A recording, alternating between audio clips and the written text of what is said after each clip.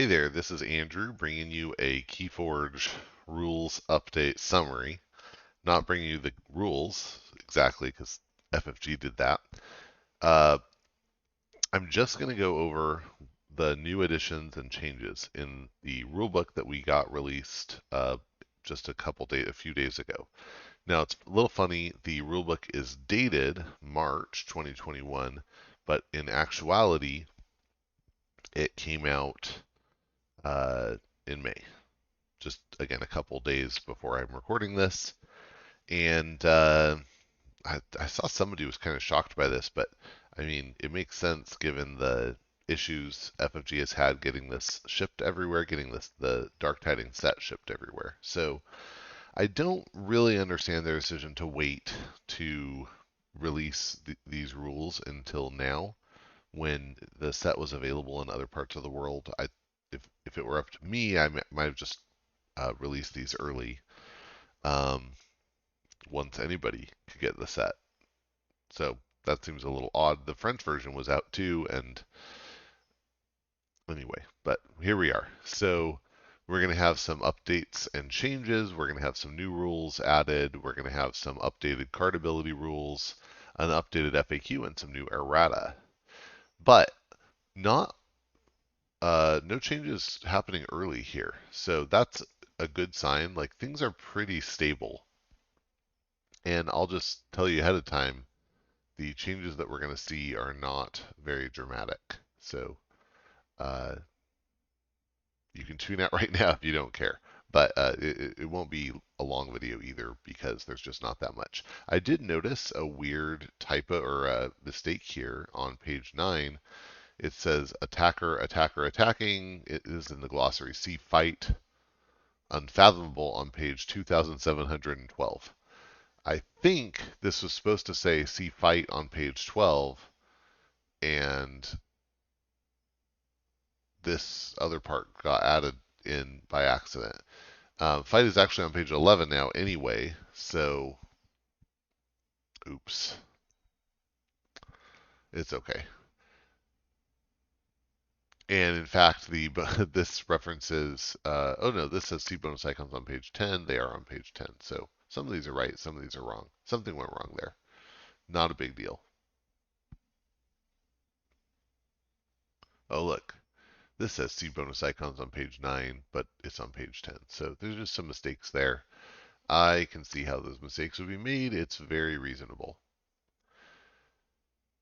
And the fight instructions are on page 11. Fight with is on page 12. Okay, so on to actual. See, we're pretty deep now. We're on page 14, and this is our first red text. So really nothing changing prior to that. And we have here the list of counter types. These are extra counters that aren't really part of the core rules that are referenced by cards. I believe each of these has a single card that uses this type of counter. So they really are one-offs. That's why FFG does not have an official version of them. And you can use anything you want to represent them as long as it's clear what's going on. So the new ones are Awakening, Depth, Ignorance, and Knowledge. So, and I believe Ignorance and Knowledge are both from Eclectic Ambrosius. It just depends on whether you have the normal or Evil Twin version. Depth is from Killigog's Trench, and Awakening is from the Effigy. I forget the whole card name. Anyway, but same deal as before. If you need those kind of counters because a card references them, just use anything you want. That as long as it's clear what's going on, it's fine. All right, now we have on page 15 a new section on reference cards. It says that reference cards are included in Keyforge Archon decks to convey helpful information to players. These cards should be kept near the play area where either player can review them. Reference cards never enter play and are not controlled by either player. Here is a list of all current reference cards. Identity cards for each Archon deck. We've always had those. Tide cards included with Dark Tidings Archon decks for the purposes of tracking whether the tide is high or low. and quick reference cards to explain the keywords and game terms used in the cards in an Archon deck, which in Dark Tidings are on the back of the Tide card. So, one thing that's not totally clear yet is how strict FFG is going to be on having your Tide card and your reference card available. Um, we know you need to have your identity card in order to scan in. That's always been the case. If you lose your identity card, you do not get to use that deck in an event. But is the same thing going to be true for the Tide? I hope not, because they seem to be very easy to lose. I have on my to-do list to create a Tide tracker that I use and don't use the Tide card from the deck because and just keep that in the card bag or in the same sleeve with the identity card, one of those, just to avoid ever having it separate so I don't lose it. But I don't know how strict FFG is going to be on that. I would just say do make sure you keep your Tide cards. It's, I think, better safe than sorry for now. All right.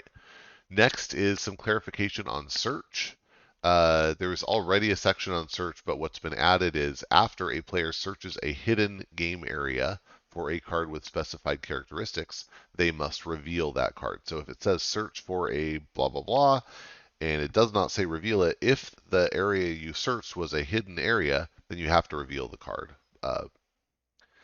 The thing this prevents is, like, let's say an effect said search for a card, search for a creature with amber and add it to your hand. Or not with amber, search for a creature with armor and add it to your hand. Let's say you already have a creature with armor in your hand. You could search your deck not for the creature with armor, but for some other card that you really want to have, put it in your hand. How does the opponent know whether you obeyed the rules finding a creature with armor or did something different? Well, hopefully you would do the right thing and follow the rules. But adding that you have to reveal it at that point just makes it so that you it, it'd be very obvious if you're trying to cheat. So that's good. It's better if there are not opportunities to cheat. So, what is a hidden game area? Does it have a list? I think there is a list, but um, hidden areas would include hidden areas would be your deck, your hand, and your archives. Purged is not hidden, and your discard pile is not hidden. Although, if you're taking a card out of your discard pile, you should be saying what it is. So there's just no question there. So basically, if you search and get a card, your opponent gets to know what it is. That's important. All right. And then it says, while a game area or a part of a game area is being searched, the cards being searched are kept in the same order and are considered to still be in that game area. It's also important to note, it says with specified characteristics. So um, let's say you use a card like Orb of Wonder that just says get any card you want. Well, at that point, you don't need to show it. It's fine. But if you're using Higgs and Gross, you would have to reveal, right? The play effect searches for the other one, you would have to reveal that. Okay, because it is using specific characteristics. All right, then there's rules about the tide. At the start of each game, the tide is neutral, neither high nor low. When either player raises the tide becomes high for them and low for their opponent. If the tide is already high for a player, they cannot raise the tide. During the active player's turn, they may use the ability Omni Raise the Tide, gain 3 chains. This ability is granted by the game rules and not by a card ability. Unlike most Omni abilities, this ability does not require a player to exhaust any card. A player can use this ability any number of times in a turn, although typically you use it and then the tide is high, so you couldn't raise it again. Oh, that's not true because it doesn't say Omni raise the tide if you do gain 3 chains. So if you want to gain 24 chains, can just do it. Okay. And that could matter for things like um, gambling den. Each Dark Tidings Archon deck comes with a Tide reference card to help players track whether the tide is high or low for them, and to serve as a reminder that they have access to the Omni ability to raise the tide. This card is only for reference and never counts as a card in play or under a player's control. When a card effect instructs a player to raise the tide, they should rotate the tide reference card so that the side labeled high tide is facing them and the side labeled low tide is facing their opponent. Card abilities that refer to the tide are indicated by a cute little icon. Um, that's interesting. So it apparently you could still use that Omni ability to gain 3 chains even if the tide is already high. I don't love that. We'll see. Okay, so that's it for the rules. There is, I think, some additional errata and FAQ that I'll scroll down to. There is a whole new page of lore on the fishies, so that's pretty cool. And um, yeah, so the only there's an edit to the errata here on incubation chamber. It says that incubation chamber should read Omni, you may reveal a Mars creature from your hand if you do archive it. Seems like a minor change, but glad they're keeping things clean. And then on the FAQ entry about Fish and Bloom, they changed it to say if I use Fish and Bloom's action ability. I'm not sure. I didn't check what it said before, but I guess it says if I action Fish and Bloom or something like that. Anyway, if I use Fish and Bloom's action ability. So it doesn't change substantially what is in that FAQ entry. Then we have two new FAQ entries for Lightsmith Clariel. If Lightsmith Clariel uses its armor to prevent 2 damage, and then in the same turn I trigger its before fight ability, will it be destroyed? So Lightsmith Clariel uh, has before fight, it has its power set to its armor value, right? I think. Um, and the answer is no, it won't be destroyed because its power will become its total armor value. So even if some of the armor has already been spent, been used to prevent damage, the armor is still there. It just is spent this turn, so it would not have 0 power. No Lightsmith Clariel will not be destroyed. Lightsmith Clariel's power will become its total armor value, its printed armor plus any effects that change its armor, even if that armor has been used to prevent damage already. So after the switch, it will have 2 power.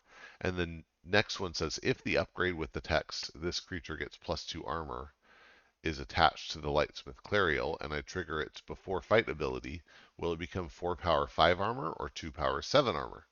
And the answer is it'll become 4 power 5 armor because its power will become its total armor value, which in this case is 4, 2 printed and +2 from the upgrade. Um, yeah, I think it's before fight. During the fight, its armor and power are switched. Yeah, I think that's right. Yeah, so there you go. The added armor counts in, and spent armor also counts. And then about the Chosen One, my opponent has the Chosen One with 8 damage on it. So the Chosen One says when your opponent would ready cards, uh, instead don't uh, don't ready them, and for each card that doesn't ready, you deal 1 damage to the Chosen One. So with 8, and it's 9 power. So with 8 damage, it's about to die. During my ready card step, I have 4 exhausted creatures. Since 1 damage will destroy the Chosen One, can I ready my other 3 exhausted creatures? And no, all the damage dealt to the Chosen One is dealt simultaneously in this case, so you ready no creatures. So you have 4 creatures, you don't ready any of them, and then you count to 4 because you had 4 creatures. You deal 4 damage to the Chosen One. It now has 13 damage, and it dies. Or 12 damage, rather. Um, all right.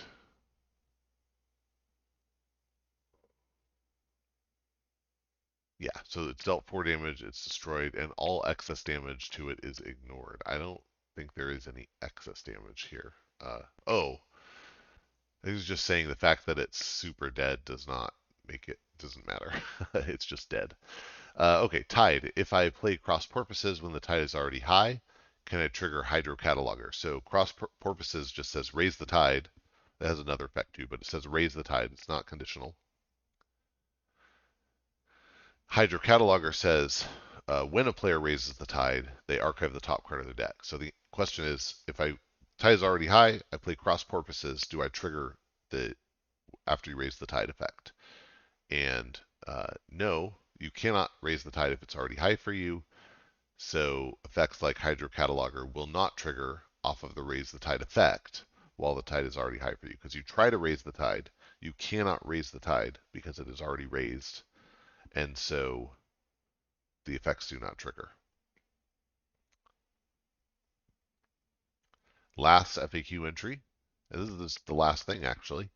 If I deal enough damage to destroy my opponent's Venator Altum when the tide is high for me, would he be exalted before being destroyed so that I can get 1 amber? So Venator Altum is 7 power, 2 armor, and when he takes damage, if the tide is low, or his controller, uh, you exalt him. But here, he has to survive the damage. So, and actually, Hard Simpson has a very similar effect, but it has text in parentheses that says he must survive the damage to steal one way or the other. Venator Altum is the same exact trigger point. Um, And yeah, and no, Venator Altum will be destroyed before being exalted, so you would get no amber. Okay, that is what I would have guessed. And that is it. There is nothing, no changes on the timing chart. That's nice. Again, there's some questions out there that maybe will get answered in the future. It would be nice if they did like a, quarterly rules update. Did that a little more frequently, I'd be very happy with that. Although I know the devs sometimes will just answer things informally uh, here and there as they come up. So that is it for the new rules and rules changes for Dark Tidings in English. And I hope that helped and that you will get out there and forge some keys.